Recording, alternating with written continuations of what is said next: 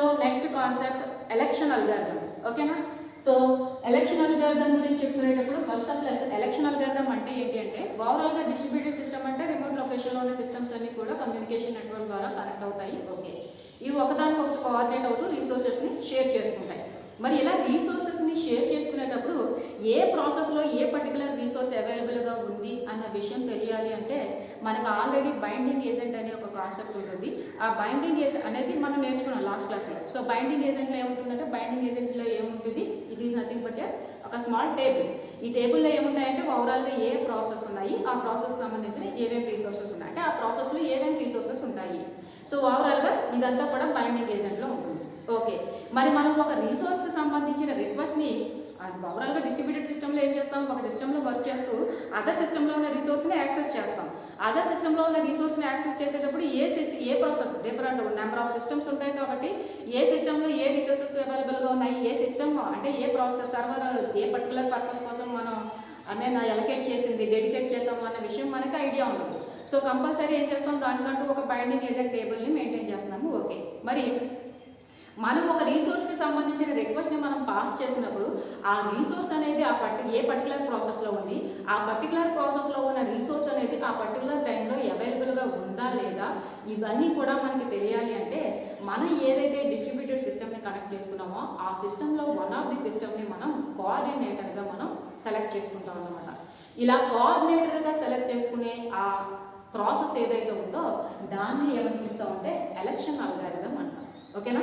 ఇక election algorithm అంటే ఏంటన్నమాట, మనం ఏదైతే డిస్ట్రిబ్యూటెడ్ సిస్టమ్ ని డిజైన్ చేసామో ఈ డిస్ట్రిబ్యూటెడ్ సిస్టమ్ ని డిజైన్ చేసిందే అదర్ సిస్టమ్ లో ఉన్న రిసోర్సెస్ ని కాస్త యాక్సెస్ చేయడానికి. ఇలా అదర్ సిస్టమ్ లో ఉన్న రిసోర్సెస్ ని యాక్సెస్ చేసేటప్పుడు ఏ సిస్టమ్ లో ఏ రిసోర్స్ ఉంది, ఆ ఉన్న రిసోర్స్ కాస్త ఆ సిస్టమ్ లో ఉన్న రిసోర్స్ కాస్త ప్రజెంట్ మీరు యాక్సెస్ చేసే టైంలో అవైలబుల్ గా ఉందా లేదా, అవైలబుల్ గా ఉన్నప్పుడే కదా మనం యాక్సెస్ చేయడానికి పాసిబిలిటీ ఉంటుంది.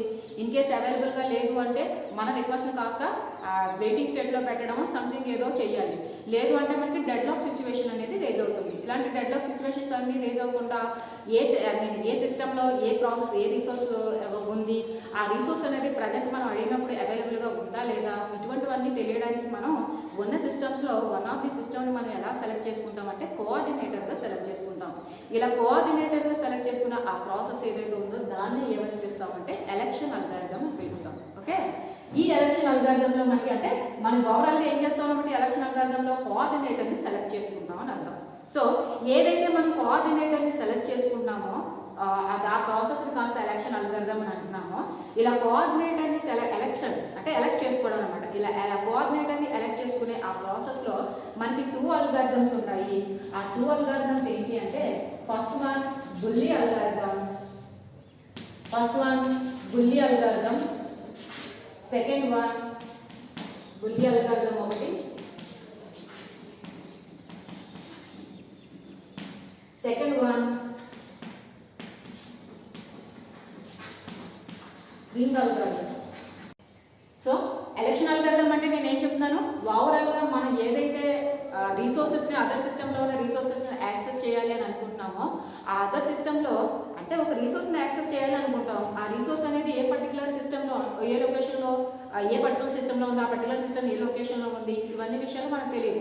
అట్ ది సేమ్ టైం ఆ రిసోర్స్ అనేది మీరు యాక్సెస్ చేయాలి అని అనుకున్న టైంలో అవైలబుల్ గా ఉందా లేదా అనే విషయం కూడా తెలియదు. సో ఇలా కావాలి అని అనుకున్నప్పుడు మనం ఏం చేస్తాము అంటే దీనికోసం ఒక సిస్టమ్స్ లో వన్ ఆఫ్ ది సిస్టమ్ ని కోఆర్డినేటర్ గా ఎలక్ట్ చేసుకుంటాం.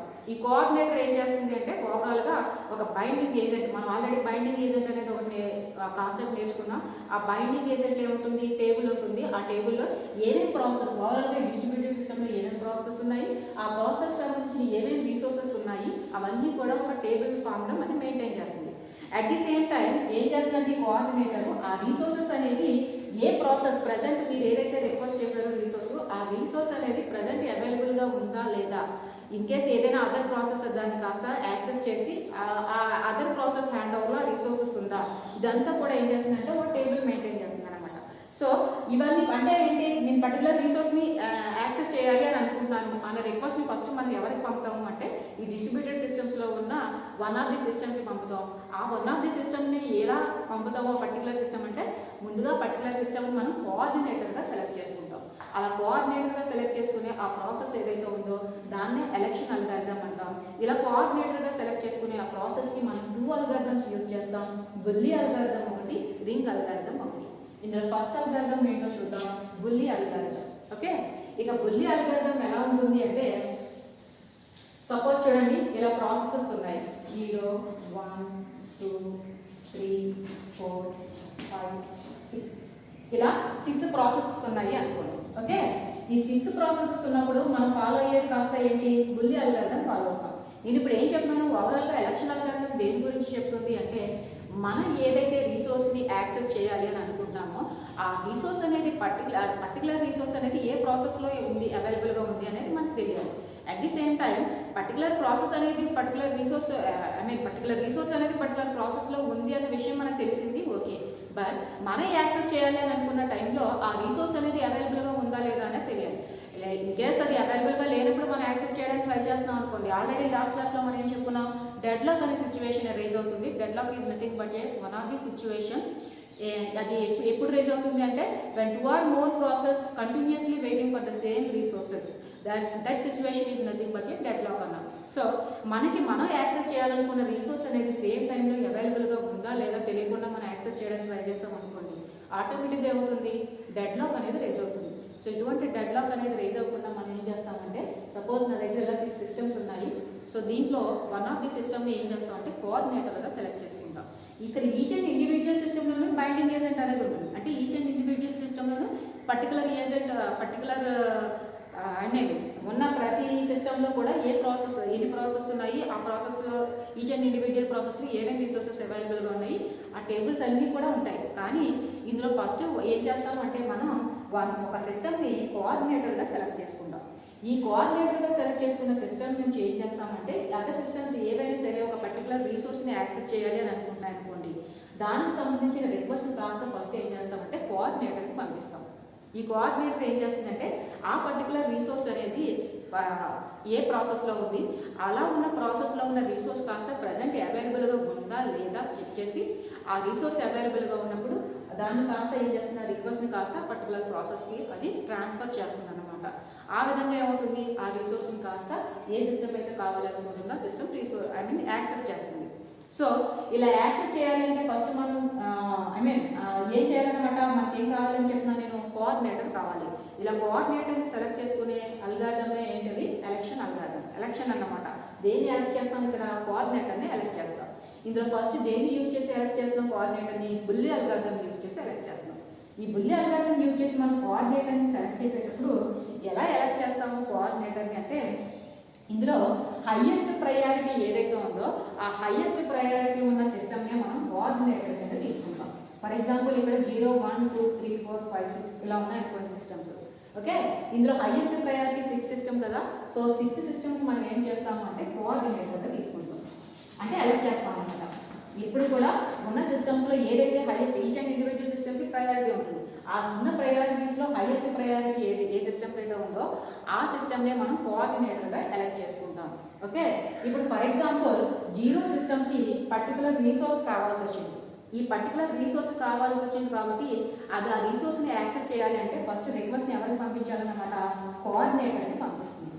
ఓకే, ఇప్పుడు ఈ కోఆర్డినేటర్ ఏం చేస్తుంది, ఆల్రెడీ బైండింగ్ ఏజెంట్ టేబుల్ ఉంటుంది కదా, ఆ బైండింగ్ ఏజెంట్ టేబుల్లో ఏ పర్టికులర్ ప్రాసెస్ రిసోర్సెస్ ఏ పర్టికులర్ ప్రాసెస్లో ఉన్నాయి and at the same time ఆ రిసోర్స్ ఏదైతే సపోజ్ జీరో సిస్టమ్ కావాలని అడిగిందో ఆ రిసోర్స్ అనేది ప్రజెంట్ అవైలబుల్గా ఉందా లేదా ఇవన్నీ కూడా ఈ కోఆర్డినేటర్ అనేది చెక్ చేసి ఆ రిక్వెస్ట్ని కాస్త ఏం చేస్తుంది, ఆ పర్టికులర్ ప్రాసెస్ ఏదైతే ఆ రిసోర్స్ అవైలబుల్గా ఉందో ఆ రిసోర్స్కి సంబంధించిన ప్రాసెస్కి కాస్త రిక్వెస్ట్ని కాస్త పాస్ చేస్తుంది అన్నమాట.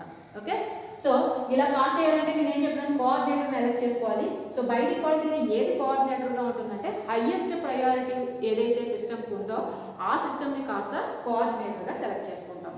సో ఇప్పుడు 0 సిస్టమ్కి ఒక రిసోర్స్ కావాల్సి వచ్చింది. 0 సిస్టమ్ ఏం చేసింది అంటే నాకు పర్టికులర్ రిసోర్స్ కావాలని చెప్పి ఎవరికి పంపించాలని చెప్తున్నా నేను, కోఆర్డినేటర్కి పంపిస్తుంది. ఓకే, బాగా కోఆర్డినేటర్కి పంపించేసింది. మరి సిస్టమ్ అన్న తర్వాత మేబీ ఆ సిస్టమ్ క్రాష్ అయిపోవచ్చు కదా, మేబీ ఫెయిల్ అవ్వచ్చు కదా. Okay, in case highest system ఉన్న సిస్టమ్స్ అన్నింటిలోనూ హైయెస్ట్ ప్రయారిటీ దేనికి ఉందో దాన్ని కోఆర్డినేటర్గా సెలెక్ట్ చేసుకుంటాం.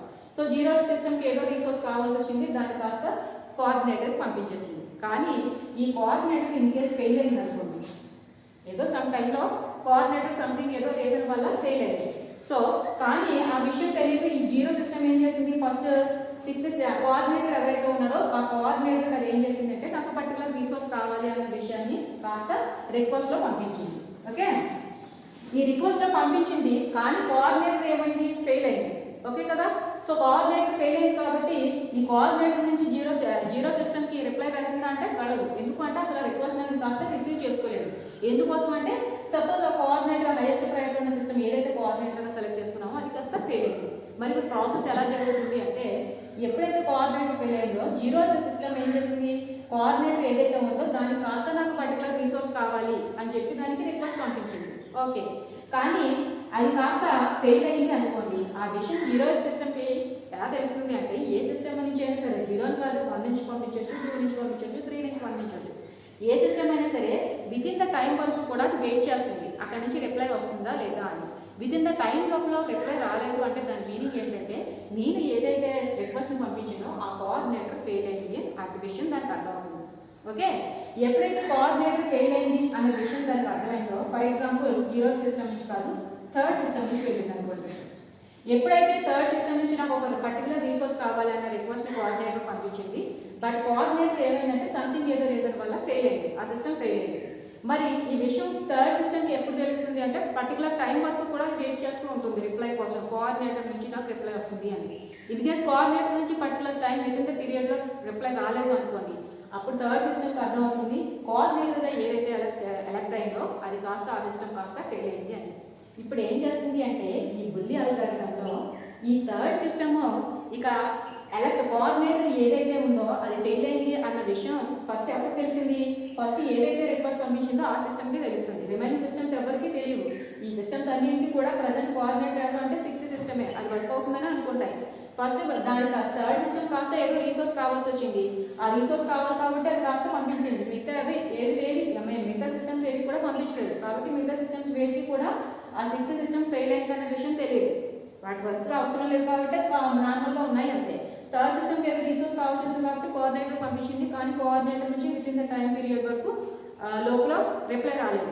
అంటే థర్డ్ సిస్టమ్కి అర్థమైంది ఏదైతే కోఆర్డినేటర్ సిస్టమ్ ఉందో అది ఫెయిల్ అయింది అని. ఇప్పుడు ఏం చేస్తుంది అంటే బుల్లి అల్గారిథంలో దీనికన్నా హైయెస్ట్ ప్రయారిటీ సిస్టమ్స్ ఏవైతే ఉన్నాయో ఆ హైయెస్ట్ ప్రయారిటీ ఉన్న సిస్టమ్స్కి ఎలక్షన్ మెసేజ్ని పంపుతుంది. 6th మెసేజ్ కూడా అంటే 6th సిస్టమ్ కూడా పంపించేస్తుంది. అది ఫెయిల్ అయింది కాబట్టి అది రిసీవ్ చేసుకోదు, కానీ ఈ థర్డ్ సిస్టమ్ నుంచే కదా నాకు పర్టికులర్ రీసోర్స్ కావాలని కోఆర్డినేటర్కి వెళ్ళింది ఫస్ట్. సో ఫస్ట్ ఎవరికి తెలిసింది 6th సిస్టమ్ ఫెయిల్ అయిందని, థర్డ్ సిస్టమ్కి తెలిసింది. So within the time పీరియడ్లో ఏమైంది, రిప్లై రాలేదు. అంటే థర్డ్ సిస్టమ్ ఏం ఐడెంటిఫై చేసింది, ఏదైతే కోఆర్డినేటర్ ఉందో ఆ కోఆర్డినేటర్ కాస్త ఫెయిల్ అయింది అనే విషయం దానికి తెలిసింది. ఇప్పుడు ఇది ఏం చేస్తుంది అంటే బుల్లి అల్గారిథంలో ఈ థర్డ్ సిస్టమ్ ఏదైతే ఉందో దీనికన్నా హైయెస్ట్ ప్రయారిటీ ఉన్న సిస్టమ్స్ ఏవైతే ఉన్నాయో వాటికి ఎలక్షన్ మెసేజ్ని పంపుతుంది అన్నమాట. ఓకే, అంటే కోఆర్డినేటర్గా ఉన్న సిస్టమ్ ఏదైతే ఉందో అది ఫెయిల్ అయింది.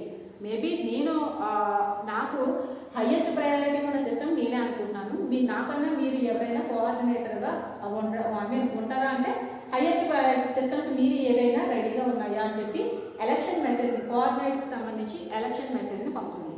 ఇప్పుడు ఏమవుతాయి అంటే ఈ ఎలక్షన్ మెసేజ్ని పంపినప్పుడు ఆటోమేటిక్గా ఏమవుతాయి, ఆల్రెడీ 6th సిస్టమ్ కూడా పంపించేస్తుంది. ఎందుకంటే 3 కన్నా 6 హైయెస్ట్ ప్రయారిటీ ఉన్నది. అది ఫెయిల్ అయిందా ఏమైందా అనేది దాని తర్వాత విషయం. ఎలక్షన్ మెసేజ్ దానికన్నా హైయెస్ట్ ప్రయారిటీ ఉన్న అన్ని సిస్టమ్స్కి వెళ్ళిపోతుంది. 6th సిస్టమ్కి ఫెయిల్ అయింది కాబట్టి దీని నుంచి థర్డ్ సిస్టమ్కి రిప్లై వెళ్ళదు, కానీ ఈ 5 నుంచి 4 నుంచి తిరిగి రిప్లై వెళ్తాయి. Okay, I'm ready to elect coordinator అని చెప్పి 5, 4 రెండు కూడా 3కి పంపిస్తాయి మెసేజ్ని రిప్లై ఫామ్లో.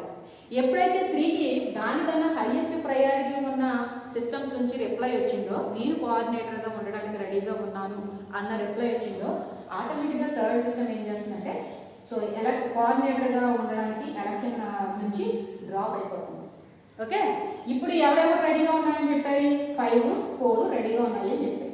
ఇప్పుడు 5 మేము కోఆర్డినేటర్గా ఉండాలి అన్నా 4 కోఆర్డినేటర్గా ఉండాలన్నా నేనేం చెప్పాను, ఒక సిస్టమ్ కోఆర్డినేటర్గా ఉండాలంటే దానికన్నా హైయెస్ట్ ప్రయారిటీ ఉన్న సిస్టమ్స్కి ముందుగా ఎలక్షన్ మెసేజ్ని పంపించాలి. సో ఇప్పుడు 4 ఏం చేస్తుంది అనమాట, 4, 5కి 6కి ఎలక్షన్ మెసేజ్ పంపుతుంది. నేను కోఆర్డినేటర్గా ఉండాలి అని అనుకుంటున్నాను. సో నాకన్నా హైయెస్ట్ ప్రయారిటీ ఉన్న సిస్టమ్స్ మీరు కాబట్టి మీలో ఎవరైనా ఉంటారా అన్న విషయాన్ని ఎలక్షన్ మెసేజ్లో పంపుతుంది. ఆల్రెడీ 6th సిస్టమ్ ఫెయిల్ అయింది కాబట్టి రిసీవ్ చేసుకోదు కదా, సో కాబట్టి దీని నుంచి రిప్లై రాదు. ఇప్పుడు 5 నుంచి ఏమవుతుంది, దీనికి రిప్లై రాదు. ఇప్పుడు 5 ఏం చెప్తుంది అంటే okay I'm ready to stand I mean coordinator, so you need not to wait for coordinator అని చెప్పి 5th సిస్టమ్ 4th సిస్టమ్కి ఏం చెప్తుందంటే మెసేజ్ని పంపుతుంది. ఎప్పుడైతే 4th సిస్టమ్కి దానికన్నా హైయెస్ట్ ప్రయారిటీ ఉన్న సిస్టమ్ నుంచి నేను కోఆర్డినేటర్గా ఉండడానికి రెడీగా ఉన్నాను అన్న విషయం చెప్పిందో ఆటోమేటిక్గా 4th సిస్టమ్ ఏం చేస్తుందంటే డ్రాప్ అయిపోతుంది. ఓకే, ఇప్పుడు 5th సిస్టమ్ ఏం చేస్తుంది, కోఆర్డినేటర్గా ఉండిపోతుందంటే ఉండదు.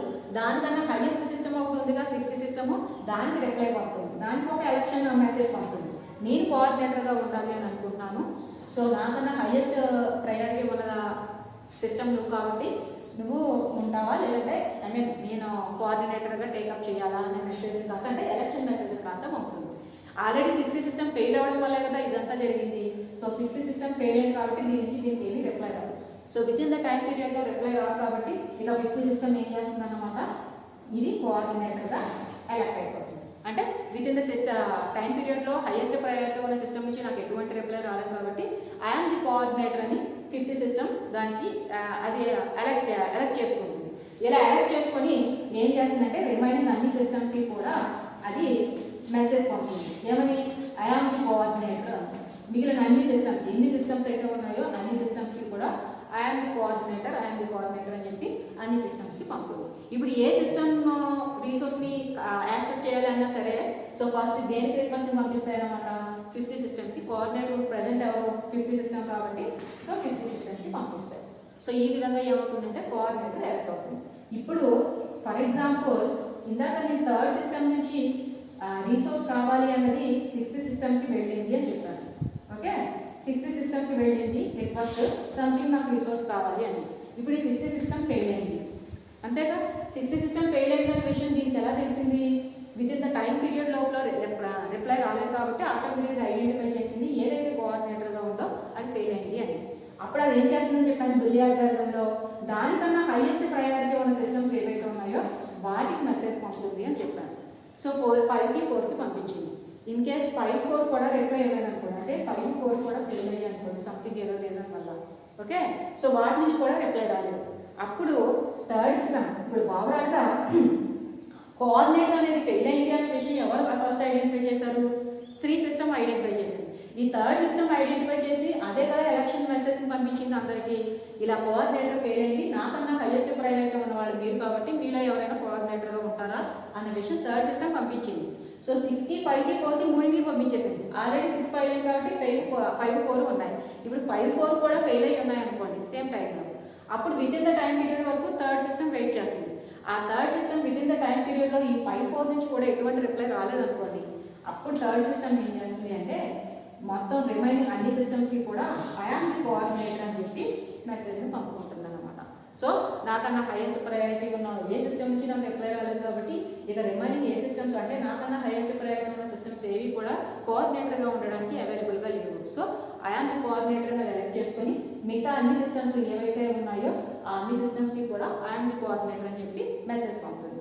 ఎప్పుడైతే ఈ సిస్టమ్స్ అన్నింటికి మెసేజ్ వచ్చిందో కోఆర్డినేటర్ 3rd సిస్టమ్ అని, ఇక ఇవి ఏ రిసోర్స్ని యాక్సెస్ చేయాలి అన్నా సరే ఆటోమేటిక్గా దేని నుంచి యాక్సెస్ చేస్తాయి 3rd సిస్టమ్కి, అంటే రిక్వెస్ట్ని దేనికి పంపుతాయి 3rd సిస్టమ్కి పంపుతాయి. దిస్ ఈజ్ నథింగ్ బట్ ఏంటి అంటే బుల్లి అల్గారిథం.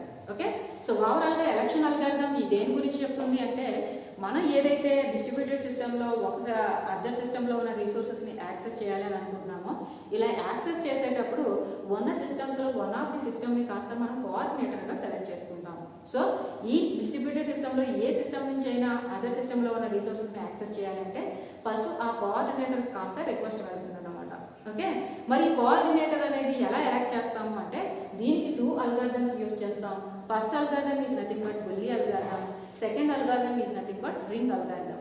బుల్లి అల్గారిథంలో ఏమవుతుంది అంటే ఎప్పుడు కూడా కోఆర్డినేటర్గా ఏది ఎలక్ట్ అయి ఉంటుంది అంటే హైయెస్ట్ ప్రయారిటీ ఉన్న సిస్టమ్ ఏదైతే ఉందో ఆ సిస్టమే కోఆర్డినేటర్గా ఎలక్ట్ అయి ఉంటుంది.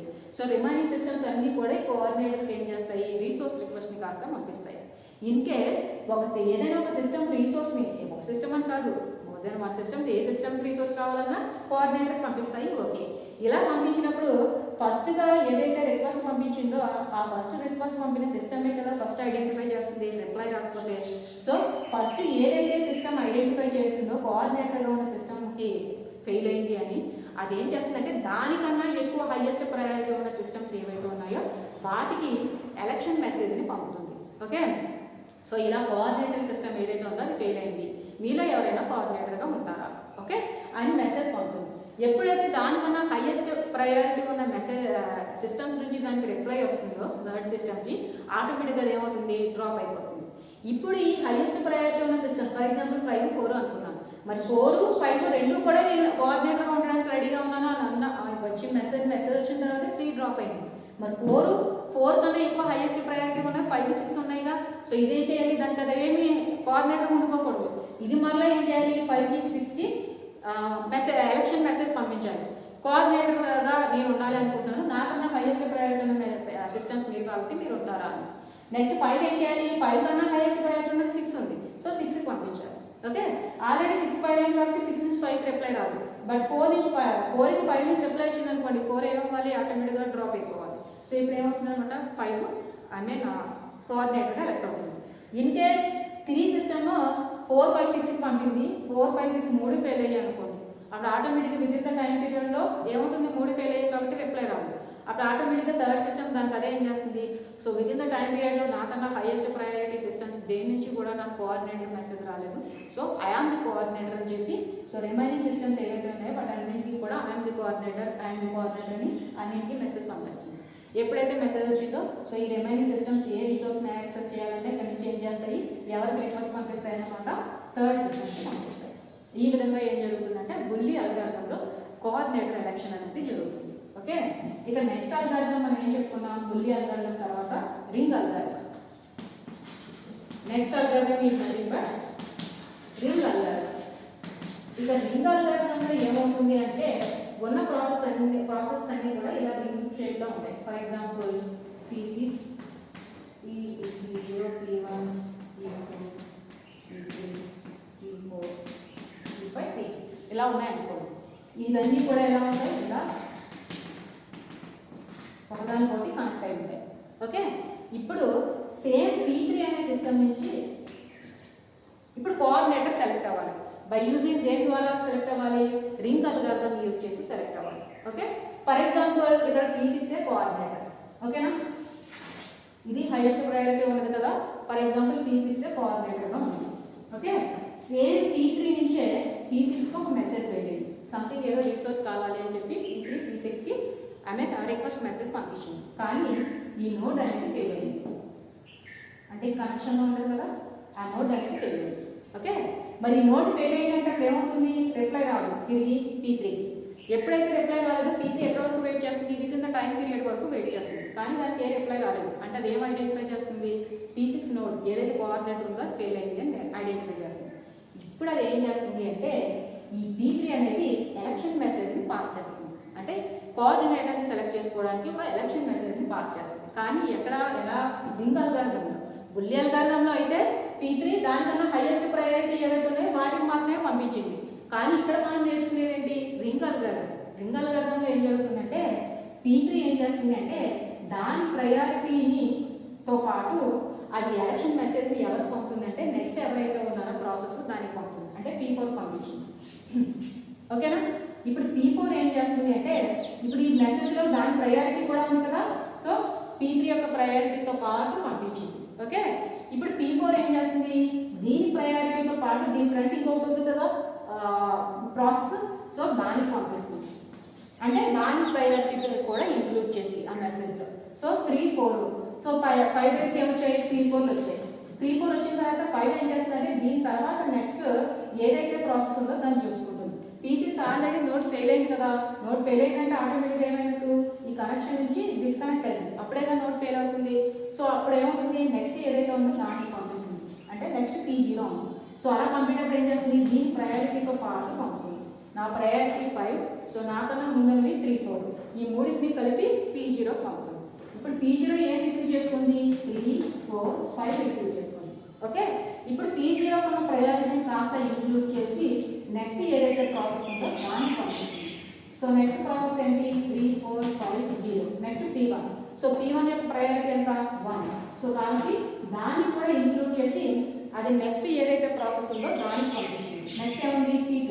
సో P2 వచ్చేసరికి 3, 4, 5, 0, 1 ఉన్నాయి. ఇప్పుడు ఇదేం చేస్తుంది, దీని తర్వాత నెక్స్ట్ ప్రాసెస్ ఉంది కదా, దానికి దీని ప్రయారిటీతో పాటు కలిపి పంపిస్తుంది.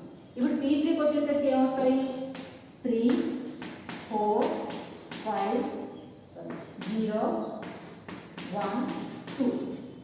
మనం ఎక్కడి నుంచి స్టార్ట్ చేసాం, ఈ ఎలక్షన్ మెసేజ్ని పాస్ చేయడం P3 నుంచి స్టార్ట్ చేసాం. తిరిగి ఎక్కడికి వచ్చింది, P3కి వచ్చింది. అంటే ఈ రింగ్ అల్గారిథం ఏదైతే ఉందో ఆ రింగ్ అల్గారిథంలో 1 by 1 ప్రాసెస్ని పాస్ చేసుకుంటూ ఎలక్షన్ మెసేజ్ని పాస్ చేస్తాం. ఇలా పాస్ చేసేటప్పుడు ఆ మెసేజ్లో ఏం ఇంక్లూడ్ చేసి పాస్ చేస్తారు అంటే ఆ ఎలక్షన్ మెసేజ్లో దాని యొక్క ప్రతి ప్రాసెసర్ యొక్క ప్రయారిటీని ఇంక్లూడ్ చేసి ఆ ప్రాసెస్ దాని యొక్క ప్రయారిటీని ఇంక్లూడ్ చేసి నెక్స్ట్ ప్రాసెస్ పంపిస్తుంది. నెక్స్ట్ ప్రాసెస్ ఏం చేస్తుంది, దాని యొక్క ప్రయారిటీని ఇంక్లూడ్ చేసి నెక్స్ట్ ప్రాసెస్ పంపిస్తుంది. అలా అప్ టు ఎంతవరకు అలా పంపిస్తాయి అంటే ఏ ప్రాసెస్ దగ్గర అయితే ఎలక్షన్ మెసేజ్ని పాస్ చేయడం స్టార్ట్ చేసిందో తిరిగి ఆ ప్రాసెస్ దగ్గరికి ఆ ప్రయారిటీ అంటే ఆ ఎలక్షన్ మెసేజ్ అనేది వచ్చేంత వరకు కూడా ఆ మెసేజ్ అనేది ప్రయారిటీస్ని ఇంక్లూడ్ చేస్తూ పాస్ చేస్తుంది అనమాట. మనం P3 దగ్గర స్టార్ట్ చేసాం, తిరిగి P3కి వచ్చేసింది. కాబట్టి ఇప్పుడు ఈ ఎలక్షన్ మెసేజ్ అనేది ఎక్కడ స్టాప్ అవుతుంది, P3 దగ్గర స్టాప్ అయింది. ఇప్పుడు P3 ఏం చేస్తుంది అంటే ఈ ఉన్న మెసేజెస్లో ఏది హైయెస్ట్ ప్రయారిటీ ఉన్న సిస్టమో చూసుకుంటుంది. ఏది హైయెస్ట్ ప్రయారిటీ ఉన్న సిస్టము, 5.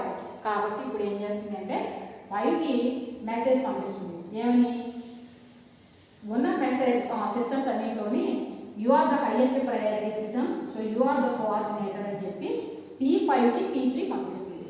ఇప్పుడు P5 ఏం చేస్తుంది అంటే సో ఆల్రెడీ ఉన్న సిస్టమ్స్ అన్నింటిలో ఎక్కడి నుంచి స్టార్ట్ ఎక్కడి నుంచి వచ్చింది, సో కాబట్టి ఇది కోఆర్డినేటర్ని ఎలక్ట్ చేసి ఏం చేసింది, P5ని నాకు వచ్చిన ఏవైతే సిస్టమ్స్ ప్రయారిటీస్ ఉన్నాయో ఆ ఉన్న ప్రయారిటీస్ అన్నింటిలోనూ ఎప్పుడు వెళ్తుంది కోఆర్డినేటర్ మెసేజ్, ఏ సిస్టమ్ దగ్గర అయితే స్టార్ట్ అయిందో తిరిగి ఆ సిస్టమ్కి వచ్చేంత వరకు కూడా ఆ ఎలక్షన్ మెసేజ్ అనేది పాస్ అవుతూనే ఉంటుంది.